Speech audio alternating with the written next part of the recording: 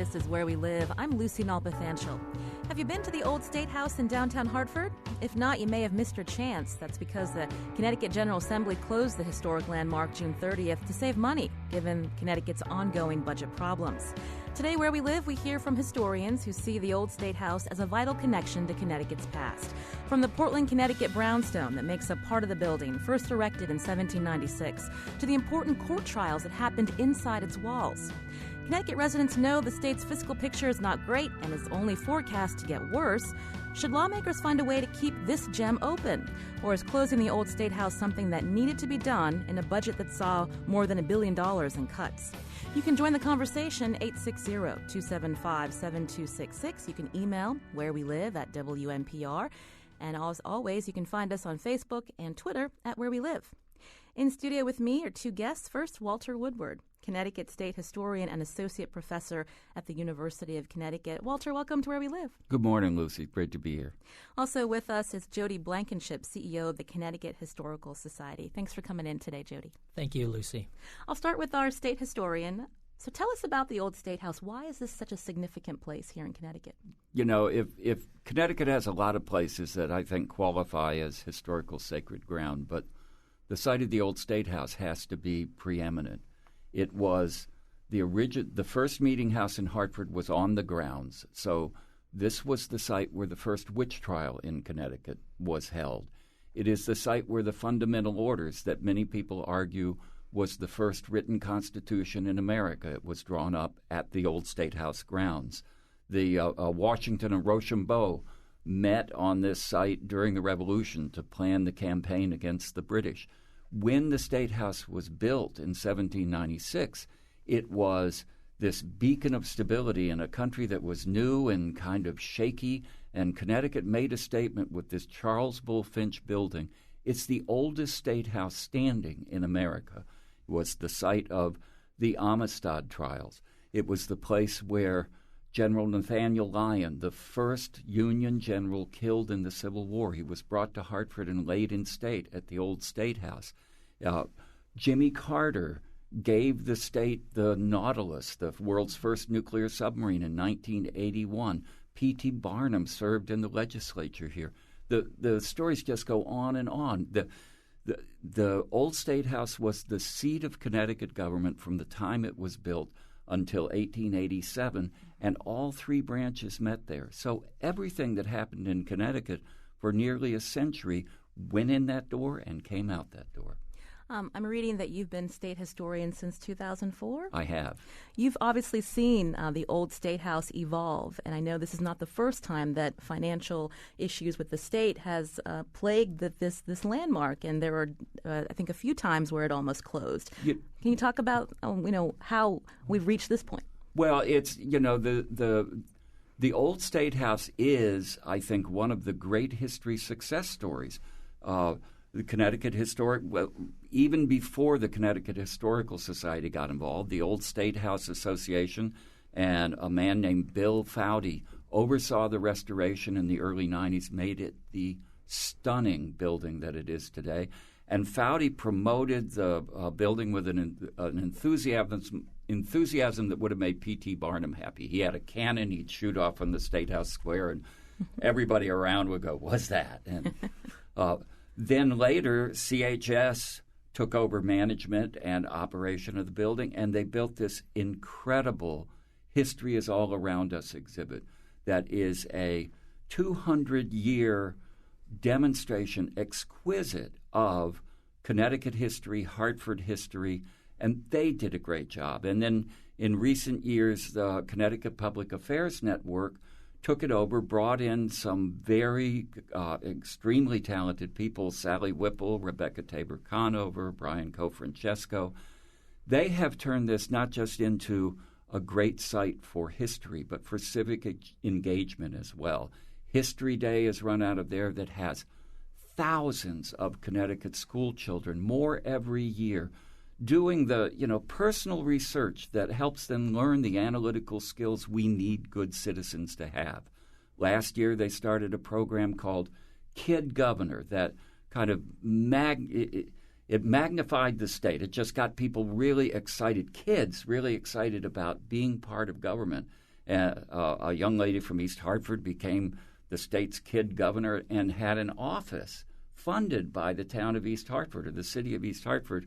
But, I don't think she'll be in it, at least not for the moment. So these stories, it's been a wonderful success story. And, I think all of us were stunned when we heard that it was closing. This is Where We Live. I'm Lucy Nalpathanchel. You're hearing from Walter Woodward, Connecticut State Historian and Associate Professor at the University of Connecticut. Today we're talking about the closing of the Old State House, one of the consequences of a tough budget year. Also in studio with us is CEO of the Connecticut Historical Society, Jody Blankenship. Can you talk about the role that the Connecticut Historical Society has played with the Old State House, and now what happens? Sure. So the Connecticut Historical Society came in the early 2000s to help out with the management of with the Old State House. We built the exhibit, as Walt had spoken about. And since then, we have been managing the collections and the care of the exhibit over time. So what would most people find there if they were to walk in? Oh, there's some incredible things there. Mm-hmm. There's a wonderful fire engine that belonged to the Hartford Fire Department. There is a Mark Twain's bicycle. There are great monuments to Yukon basketball, and also just an overview of all the development of Hartford over time. You'll see G. Fox's original sign, just so many great things. And why did the Connecticut Historical Society step away from managing?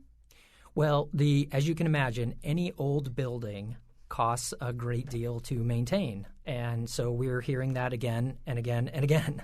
So over time, we were asked to come in the early 2000s to help out in the management of it. But we found that the care of the facility, the capital expenses were a great expense, and we couldn't afford to continue to maintain that. And so we formed a partnership with the legislature where they would take on the care of the building, and then they would contract the day-to-day management of that. And therein lies the crux of the problem, right? So it costs a lot of money to keep this building up and running. What are the solutions? What could happen now with the Old State House, again, has been closed since June 30th? I'll start with you, Walter, the state historian. There is no question that the state has a structural economic problem that has to be addressed. So everybody's got to tighten their belt, and there's, certainly the history community in general, which, like so many cultural institutions, depends on state support as part of the mix to fund things. History and heritage are more than willing to bear their share of the burden. But to really, to start with the Old State House and Connecticut Humanities, which is the largest re-granting institution to state history organizations, there are many people around the state who think that was a decision that was made for expedience. It had to be done quickly. People made the best decisions they could. But I think with further thought, they would have spread the load more widely, and the impact, they're striking right at the heart of history and heritage programming in Connecticut, and at a time when, I'm also a UConn professor, and I'm going to be one of the people coming to Hartford next year. I've been talking for a year about what it's going to be like to have the Old State House and the Wadsworth Athenaeum a couple blocks away, to be able to take students there. And the idea that, we'll be looking through the window from the outside is very saddening. I would hope there's a way to address the state's economic needs that are serious and everybody wants to, but in a thoughtful manner that'll keep these really vital institutions serving the public. How much money is the state saving by closing the Old State House? Well, I'm not privy to the full details. What I do know is that the budget last year for operations of the State House was $600,000. When the Old State House was transferred from the Office of Legislative Management to the Department of Energy and Environmental Protection, they were given a $400,000 budget. So they trimmed it by $200,000. And, this was on top of a $10 million cut that DEEP had already experienced. So they inherited a really, really tough problem. And I appreciate how hard it is for them to figure out how to handle this. We did reach out to the State Department of Energy and Environmental Protection, or DEEP. In a statement, the agency says, to date, no agreement has been signed and discussions to finalize a transfer agreement continue. So again, that transfer of management from the Office of Legislative Management to the State Department of Energy and Environmental Protection. It goes on to say, since the legislature did not provide sufficient funding for DEEP to operate the old State House, we've been clear in saying we cannot sign an agreement to transfer it until all artwork and artifacts of value on loan from elsewhere are removed from the building. This will help reduce expenses for security and other items. So I want to turn back to the CEO of the Connecticut Historical Society, Jody Blankenship. Have they reached out to institutions like the Historical Society or other museums? And what happens with all of the memorabilia inside the old State House? Sure. So we have had informal discussions with the Office of Legislative Management and DEEP. But we have not gotten any formal request to remove any material from the old State House. And I would just like to say, too, that OLM, Office of Legislative Management, has really done a fantastic job of caring for this building over time. They took on a big chore, and they've done a great job. It is true. When you go through the building, it's stunning. It's really and they just, I think, did a tremendous investment in a new roof. So it's a physical plant that when you go into the old Senate chamber and you see the Gilbert Stuart portrait of George Washington and the sun coming through those windows, you understand the early days of America and the early days of Connecticut as a state in a way you'll never find from a textbook. And if that closes, if that shuts down, something I think vital is truly lost. I wanted to give you the final question, Walter, before we run out of time. The state is looking again to remove a lot of the artifacts, memorabilia inside the old State House. If that happens, do you feel like that's the end? The chances of once everything is removed from that building, it will not reopen? It's I don't know how. Once you take out the Gilbert Stuart painting, you take out the Benjamin Trumbull paintings, you take all those wonderful artifacts from the Connecticut Historical Society, and you put them someplace else, and years go by, it's Humpty Dumpty. All the king's horses and all the king's men couldn't put Humpty together again. Jody Blankenship. Yeah, I just wanted to say that if things were removed from the old State House, they will be available through the Connecticut Historical Society. We're right here on Asylum Avenue, and you can come into our research center and you'll be able to see almost anything that's on display at the old State House right now.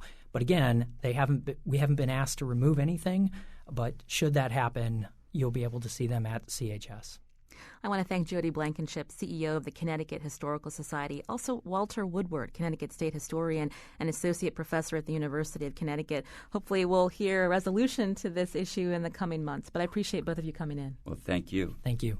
After the break, we'll dig into the First Amendment as part of an occasional series called Know Your Rights. This is Where We Live.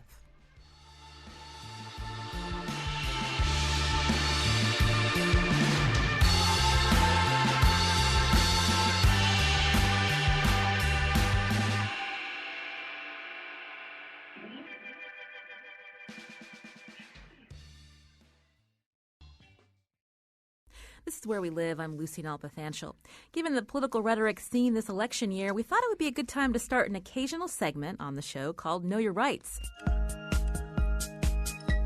The idea came out of a recent interview we did with Assistant Public Defender in Hartford, Tejas Bhatt, about the 50th anniversary of the Miranda rights, or our right to remain silent. Tejas Bhatt is back in the studio with us. Hi, Tejas. Hi, Lucy. So we thought, what better way to start than the First Amendment? Our intern, Olivia Piper, went to West Hartford to ask everyday people, do they know the First Amendment? Do you know your First Amendment rights, and could you recite them? No, I don't. Not verbatim, but yes. Freedom of speech, correct? I don't know what that means. I don't know. Me neither. Let's see, First Amendment, freedom of speech, freedom of religion, and I think right to assemble. So our last, the last person interviewed, she had it pretty well. Yeah, she had, I think, 3 out of the 5 that are in the First Amendment. And I'm writing it down right now. And just like most of the people that you interviewed, I seem to have lost the 5th one. So there's speech, religion, assembly, press. And the one that people forget and has been sort of neglected over the years is the right to petition the government for redress of grievances. The idea was, I think I read somewhere that you should have been able to walk up to the Capitol in D.C. and walk in and say to your legislator, your representative, here are my problems. You need to fix them. That's not possible anymore, but it's in there. It's in the First Amendment. Were you surprised to hear the people that were just interviewed on the streets didn't know the First Amendment? Sadly, no. There's a report by the First Amendment Center, I believe. They do a State of the First Amendment every year, and I was just looking at it this morning prior to coming here, and I think the average percentage of people who can recite all 5 is really low, 20 or 30%. Most people are familiar with, speech and religion, but that's about it. I think most people don't know about the rest or can't remember the rest if you ask them off the street. Lately, we hear a lot about the Second Amendment. We do. I think a lot of people are very familiar with the Second Amendment, although constitutional scholars will disagree about what it means. But yeah, we hear about that more than anything else. So we'll have to save that for another segment. But can you take us back to the context of when our so-called founding fathers came up with the First Amendment and our other Bill of Rights? Absolutely. I think it's important to remember, just like a lot of the other amendments and especially in the Bill of Rights itself, that these all came about, these are ideas that came about when the settlers moved over from England. There was a lot of reasons for moving from England, separating from the empire there, are reflected in what are our Bill of Rights. The First Amendment, the Puritans came over because they wanted to avoid being persecuted. They wanted to have the right to practice and follow their own religion. And so that was very critical in coming over. And I think that then developed over the next 100 years or so into this general right of free exercise of religion for all. And the history is actually really interesting and fascinating, because what happens is when they come over and in Massachusetts they form colonies, the Puritans wanted their religion to be the only one. And that's sort of what we see a lot of today as well, in the free speech context, in the free religion context. It's the right to free speech for me, but not for you. And that's sort of what it was back then, was we want to practice our religion and make our religion the official religion of government. Roger Williams in, I believe, the 1650s or 1660s, who is, I guess, known to a lot of people in Connecticut, had a different view. He was a Puritan, but he thought to himself that this is not what my God tells me religion should be. It should be up to the conscience of each individual person. So he goes off and founds Rhode Island, where he says people who want to practice other religions can come here and do so. And then that blossoms over the years and takes root. I will note that Connecticut in 1708 passes the first dissenter statute and allows full liberty of worship, but only to Anglicans and Baptists. But over the years, this takes hold. There's a very famous Virginia, I believe it's called the Virginia Declaration of Rights. And in it is this idea that everybody should have the right to exercise the religion of their choice, and the government should not impose a religion. So there was a period of time where a lot of the original colonies and states had official religions. And that was finally disestablished, I think, in the 1790, 1795, something like that. But right around that time. And I think the idea of the First Amendment with religion, with speech, the idea that people should be able to have open discussion of thoughts and ideas and policies was really important to the fathers when they came over. There's a quote that I pulled up. It's from a Supreme Court decision by Justice Brandeis, and he says of the founders, they believed that freedom to think as you will and to speak as you think are means indispensable to the discovery and spread of political truth. That public discussion is a political duty and should be a fundamental principle of the American government. that it is hazardous to discourage thought, hope, and imagination, that fear breeds repression, that repression breeds hate, and that hate menaces stable government. And recognizing the occasional tyrannies of governing majorities, they amended the Constitution so that free speech and assembly should be guaranteed. It's a long quote, but very simply put, in another case, Justice Robert Jackson called it the right to differ. And that's what the First Amendment embodies, is the right for all of us to differ from each other and, more importantly, from the government. We should have the ability to express our own thoughts, to assemble, to show unity in those thoughts, to practice the religions that we feel comfortable practicing, and to not have the government impose on us restrictions on what we can say, restrictions on what we can believe in, and restrictions on where we can meet and how many people can gather and things like that. So it gives power to the individual against the government. And that's sort of the historical context of why it's so important and is the First Amendment and is, some would say, the most critical amendment. So over the decades, give us some examples of how lawmakers and experts have struggled to interpret the First Amendment. So I think people are still struggling to interpret the First Amendment. The problem is that the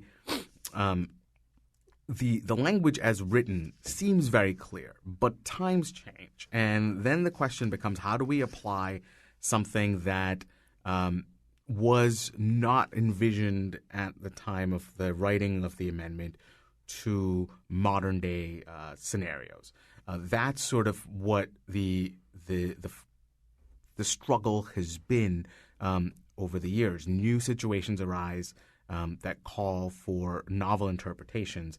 I mean, let's take, for example, the free exercise clause of the First Amendment, which is that a person should have the right to have the freedom to exercise their own religious beliefs.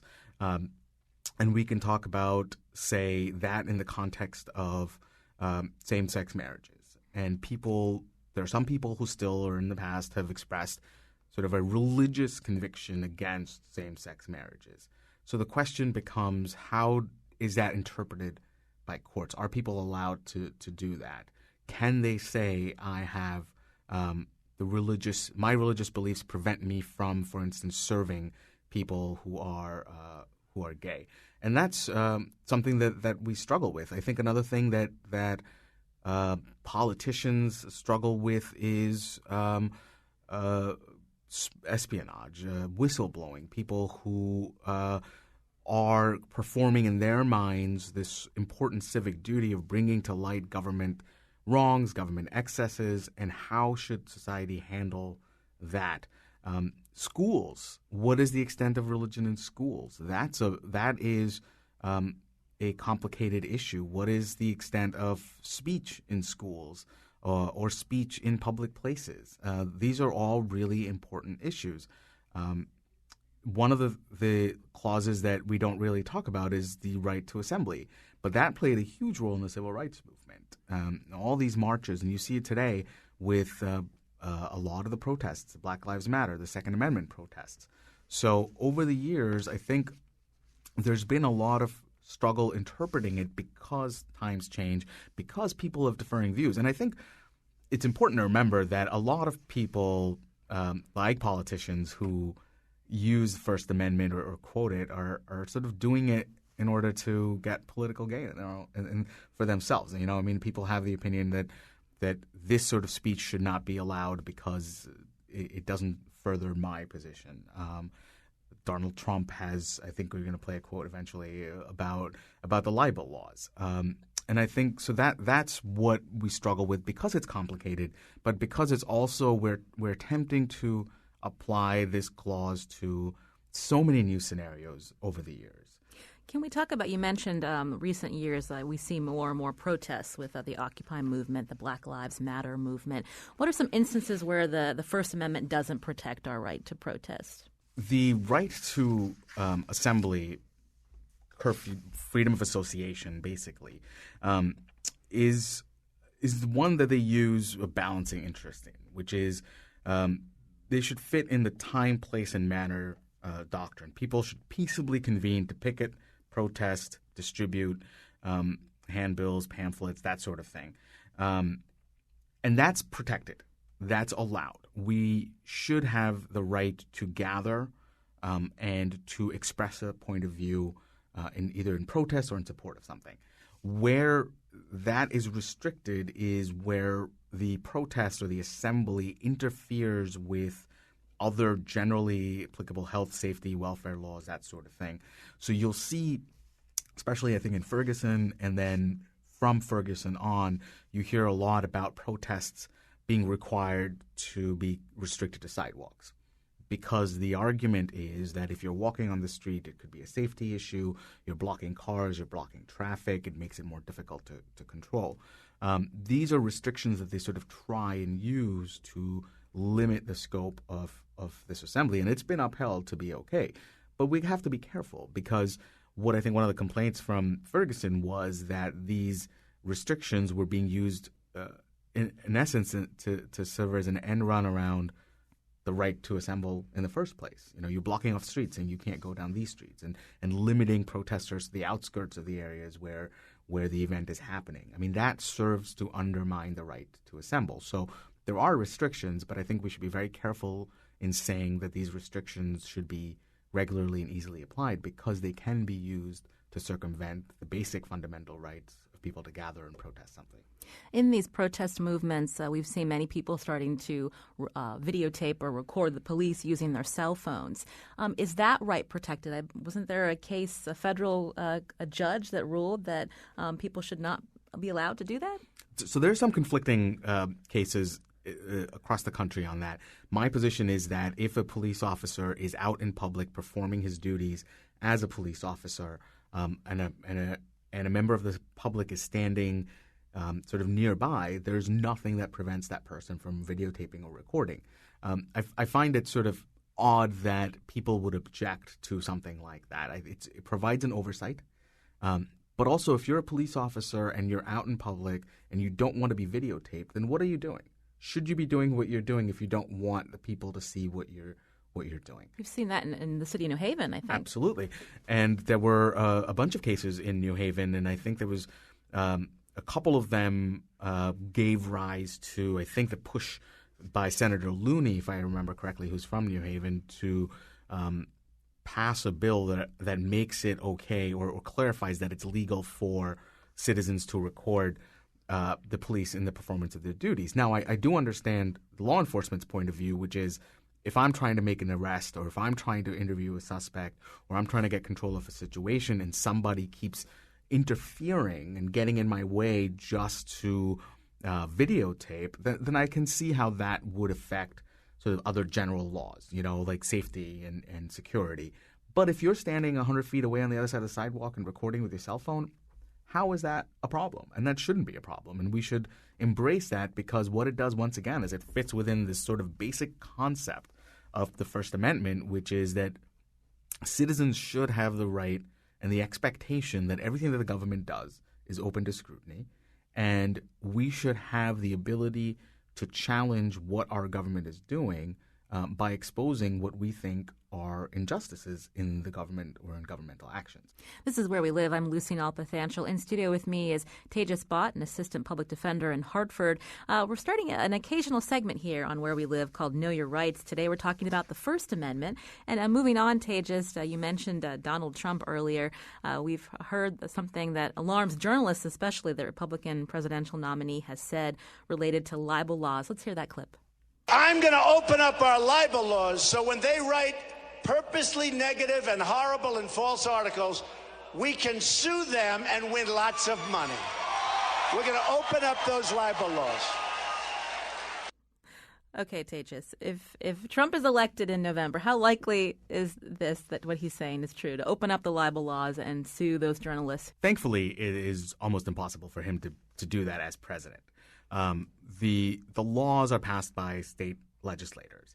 And even if there were states that were to open up these libel laws, as he calls them, and make it easier to sue people who write things that he, in essence, disagrees with, the Constitution would not permit that. I think our courts would very, very quickly strike that down, because that would just be such an infringement on the freedom of the press. So I don't think we have much to worry about.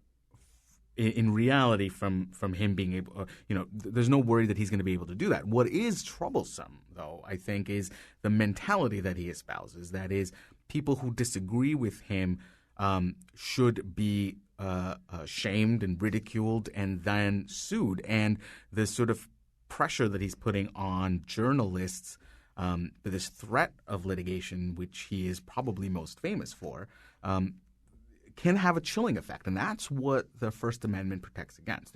You cannot have laws that have a chilling effect on the press. And the threat of opening up libel laws to sue journalists who write things that I don't like is in essence the most chilling thing that you can think of. And I think as journalists, I think you're absolutely right. You're nervous about that. I'm sure lots of journalists are nervous about the idea that you could have a president who says, if you write something bad about me, I'm going to sue you or close you down. And that's not America, and that's not what the First Amendment stands for. When we look at our libel laws now, I mean, the person that is suing under that law, they have to prove that there was malice or intent to harm someone? Yes. Yeah. And truth is a defense. So if you can prove that the statement that you made was actually true, then you don't get the person suing doesn't get any relief. You mentioned whistleblowing earlier. We were reading that under President Obama's administration, they've cracked down on whistleblowers more than any other president. He's also been accused of holding a double standard, letting off leakers such as General David Petraeus, while people like Chelsea Manning, who leaked military documents to WikiLeaks, is serving 35 years in prison. So what are our rights when it comes to whistleblowing? Is it protected? It is protected to a certain extent. And as with all things in the First Amendment, and I think this is something sort of generally overarching, but as with all things in the First Amendment protects against government action. It doesn't protect against private action. There may be some relief that you get if you're a private employee and your private employer retaliates against you for whistleblowing. But this we're talking about is what can the government do? And with whistleblowing, their cases have sort of laid out what you're allowed to do and what you're not allowed to do. So there's clearly, I think we can all agree that we should all hold very dear this idea that a citizen who's working in a governmental organization should have the protected right to expose governmental wrongs, matters of public concern, which are in the interest of the public as a whole. If I'm working, for instance, with the NSA, and I find that the NSA is spying on all Americans, I think that's a matter of public concern that the employee should be able to bring to light without fear of not only just getting fired, but in Snowden's case, of prosecution and a significant jail time. This administration has been really bad when it comes not only to prosecution of whistleblowers, but also just obfuscation on providing information. FOIA, Freedom of Information Act requests are notoriously delayed. From what I've seen, reporters get thousands of pages with 99.9% of it blacked out. And there's an increasing classification of documents as top secret. So the secrecy in this administration has heightened tremendously, and along with it, people who are then trying to fight against that by exposing what's going on have ended up in jail for a longer period of time. I mean, you're Tom Drake, Chelsea Manning, John Kiriakou, and there's Robert McLean, and the Obama administration has also used the Espionage Act, which was implemented in World War I. 6 people have been charged under that act. I think the last time it was used was Richard Nixon in the Pentagon Papers, and that didn't even go anywhere against Daniel Ellsberg. So it's problematic. For all that the Obama administration has done, it's really problematic the way they've treated whistleblowers. I want to thank Tejas Bhatt, again, Assistant Public Defender in Hartford, for joining us in our Know Your Rights segment.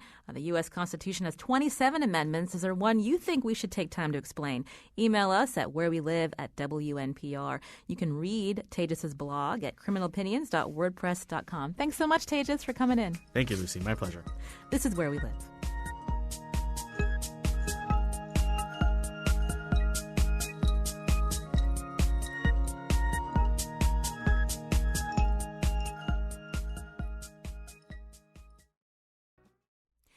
This is Where We Live. I'm Lucy Nalpathanchel. Coming up tomorrow, the Olympics is right around the corner in Rio de Janeiro, Brazil. Join us as we explore the buzz surrounding the games and hear the perspective of Brazilians in Connecticut, as well as athletes and social activists. That's Tuesday.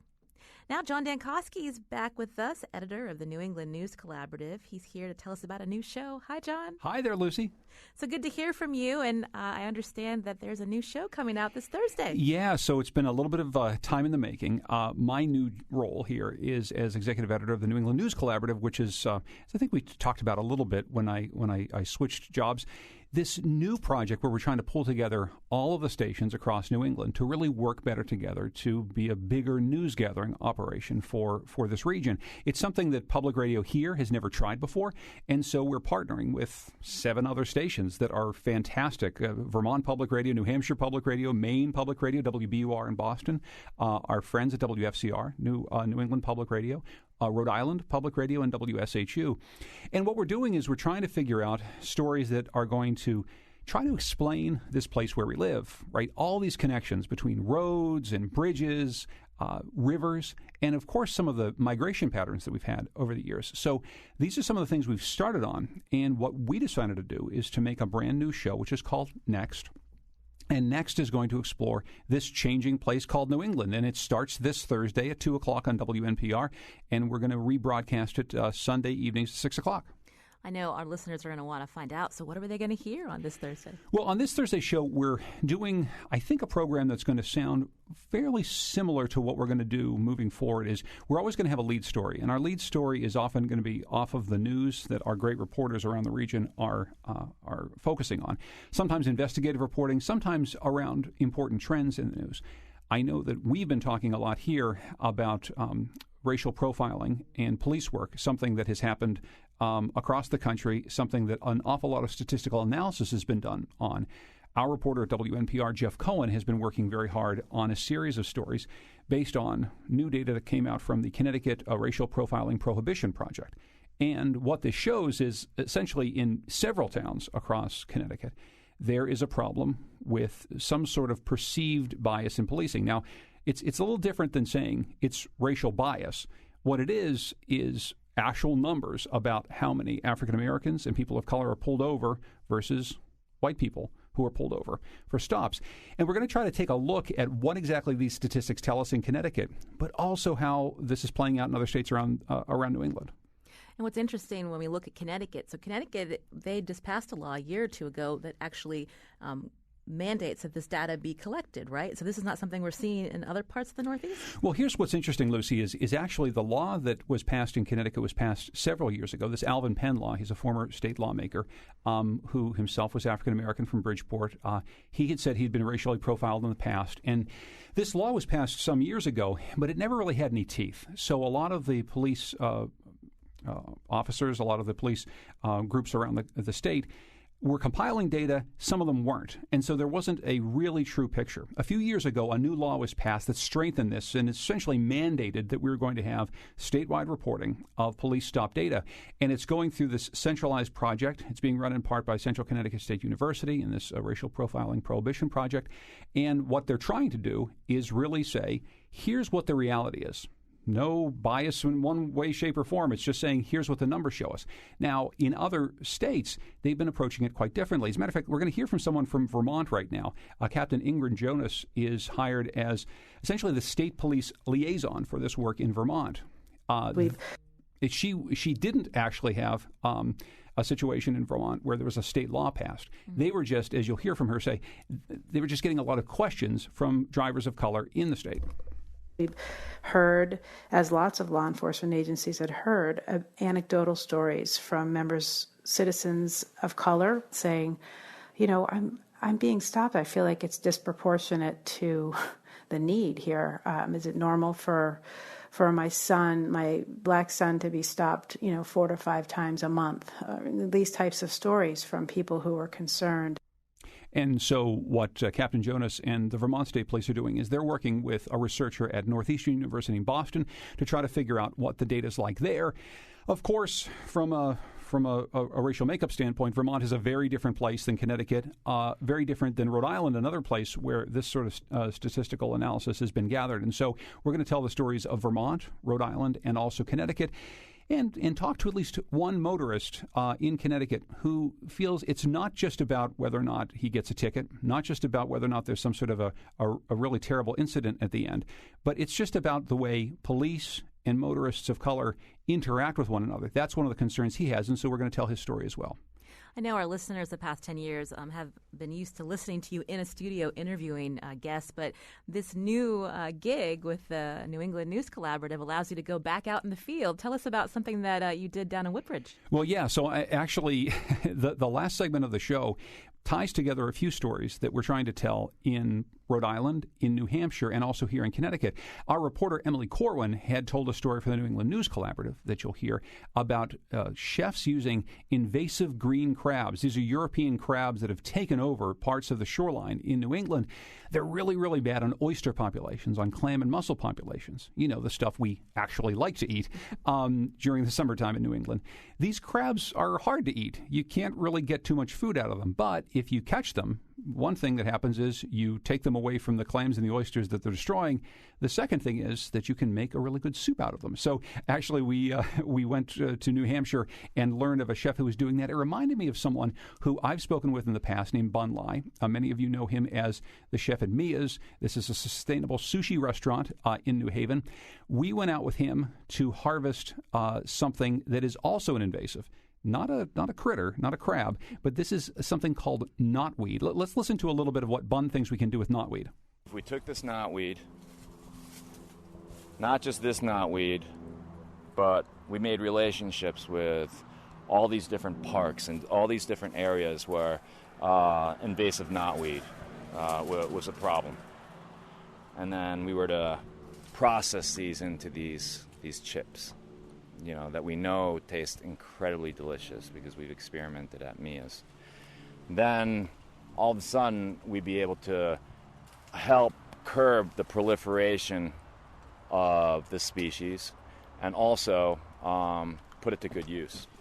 Do you know what knotweed is, Lucy? You know, it's interesting. We just did a show on how climate change is impacting New England, and someone called in from the middle of the state says, how does he get rid of knotweed? So this is something that's just everywhere now, right? Yeah, so knotweed grows very much like bamboo, and if you let it go unchecked, it will grow a stand like a bamboo forest.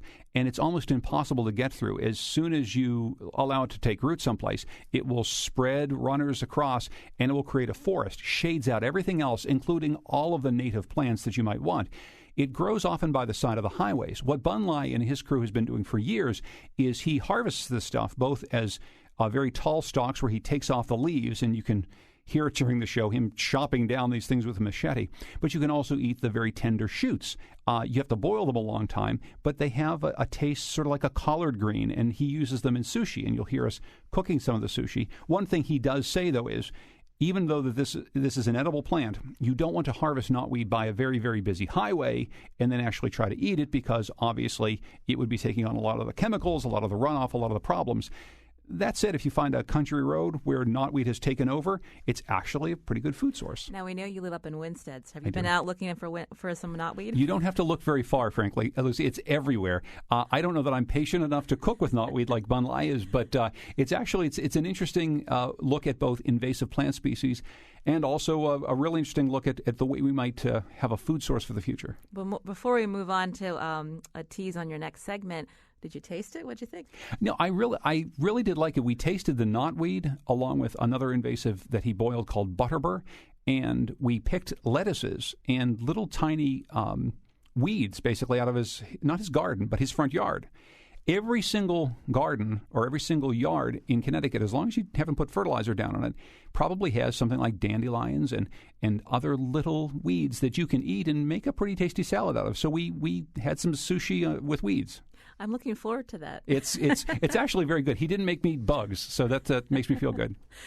Before we end the show, you're also doing another piece of your show. Tell us about that. Well, you mentioned that a lot of what I did when I was hosting Where We Live was long-form interviews. And this interview that we have with historian and writer Colin Woodard is actually something I've been thinking about doing for quite some time. He wrote a book years ago called American Nations, in which he says that America is really 11 very distinct cultural nations, not 50 states. It doesn't really have to do with the way we have divided ourselves, but it has to do with the way we founded certain places and how that influence spread. So we're in a place called Yankeedom. And Yankeedom, of course, consists of most of New England, except for Fairfield County, strangely enough. And that it extends all the way across New York State into Ohio and into the upper Midwest. States like Michigan and Minnesota and Wisconsin, there are a lot of cultural traits that are very similar to us here in New England, and that's because we all come from the same Yankee mindset. We tend to value the idea of government and community a little bit more than some parts of the country that maybe are a little bit more interested in individual liberty. There's the far west. There's a place called El Norte, which actually takes up parts of Texas and also all the way out to Los Angeles and into Mexico, which has more influence coming from that cultural tradition. A greater Appalachia, a place that extends to the place roughly where you and I grew up in Pennsylvania all the way down to Texas. So it's a very interesting look at how Yankees came to be. Matter of fact, let's actually listen to one of the more important things about this. It's not just where Yankees came from, but how Yankees got their name. When the Dutch would look across the Hudson River and see their neighbors, the Puritan-centered neighbors to their east, they called them Jan Kaas, which roughly translated as cheesehead, because they seemed so backwards and inwards looking and intolerant and the like, and that name stuck as Yankee.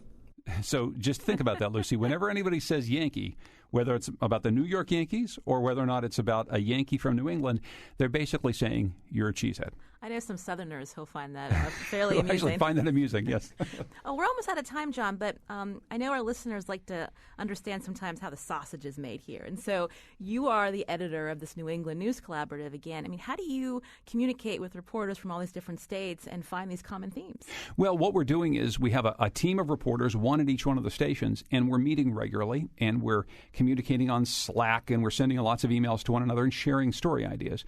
And our hope is that we're going to come up with some themes that will be really relevant across New England. We've already created dozens of stories, many of which you've heard on WNPR so far.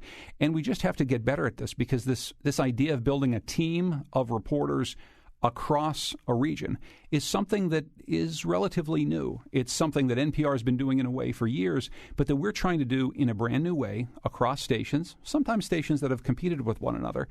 I like to say that, if you send in a pledge to your public radio station, wherever it is, you want to know that we're doing the best possible work with it, that we're using it the best possible way.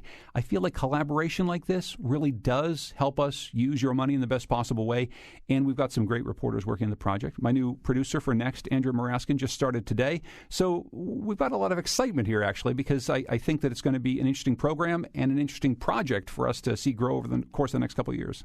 Well, welcome to Andrea. And then real quick, any social media channels that are up and running for our listeners to follow? I would love to be able to promote all sorts of stuff today, Lucy. I'd love to be able to promote a new website, a new Facebook page. But I got to say, getting all this stuff, all these places that you have to have up and running at the same time, it's a little bit complicated. I promise you this. Thursday at 2 o'clock, we're going to have a show called Next. It's going to be on WNPR. It's also going to be available in podcasts, so you can download it and listen to it at your leisure.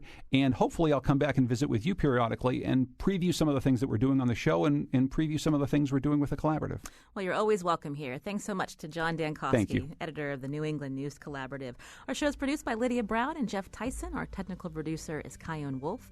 WNPR's digital editor is Heather Brandon. Executive producer is Katie Tolarski. You can continue the conversation on our website, WNPR.org/wherewelive.